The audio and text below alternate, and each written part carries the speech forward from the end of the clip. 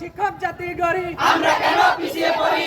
এক দফা এক দাবি, দশম গ্রেড আমার সোনার বাংলায় বৈষম্যের ঠাঁই নাই। দাবি মোদের একটাই, দশম গ্রেড, দশম গ্রেড। আমাদের কোমলমতি শিক্ষার্থীদেরকে, আমাদের কাদামাটির মতো শিক্ষার্থীদেরকে আমরা নিজ হাতে গড়ে তুলি একজন দক্ষ নাগরিক হিসেবে এবং একজন সুনাগরিক হিসেবে, যে কিনা জাতির ভবিষ্যৎ হিসেবে জাতির উন্নয়নে পরবর্তীতে কাজ করে থাকে। সারা বাংলার প্রাথমিক শিক্ষক সমাজের প্রাণের দাবি, আমাদের ন্যায্য দাবি, আমাদের অধিকারের দাবি দশম গ্রেড বাস্তবায়নের উদ্দেশ্যে সারা বাংলাদেশের ৬৭টি পিটিআইতে একযোগে আমাদের এইরকম মানববন্ধন চলছে।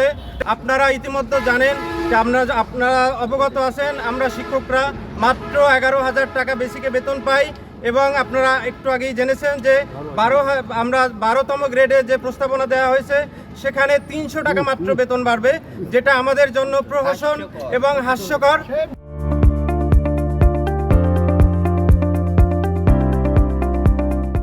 এবং আরও একটা ব্যাপার আমি আপনাদের ক্লিয়ার করতে চাই, আমরা যে বেতন পাই আমরা সারা মাসে মাত্র ২০০ টাকা টিফিন ভাতা পাই। যারা আমরা যে যোগ্যতা নিয়ে সর্বোচ্চ শিক্ষাপীঠ নিয়ে আমরা এখানে চাকরি করছি, আপনারা জানলে অবাক হবেন যে ড্রাইভার ভাইরাও আমাদের থেকে বেশি গ্রেডে জব করছে।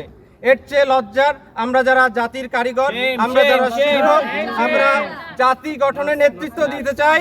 আমরা শিক্ষক জাতি গড়ি, আমরা কেন পিছিয়ে পড়ি? বৈষম্যের ঠাঁই নাই। আমার সোনার বাংলায় বৈষম্যের ঠাঁই নাই। দাবি মোদের একটাই, দশম গ্রেড, দশম গ্রেড। সরকারের তৃতীয় শ্রেণীর কর্মচারী, আমরা ১৩তম গ্রেডে চাকরি করছি। এক দফা এক দাবি, দশম গ্রেড, দশম গ্রেড। আমার সোনার বাংলায় বৈষম্যের ঠাঁই নাই। সংগ্রামী শিক্ষক সমাজ, আমাদের প্রাণের দাবি দশম গ্রেড বাস্তবায়নের উদ্দেশ্যে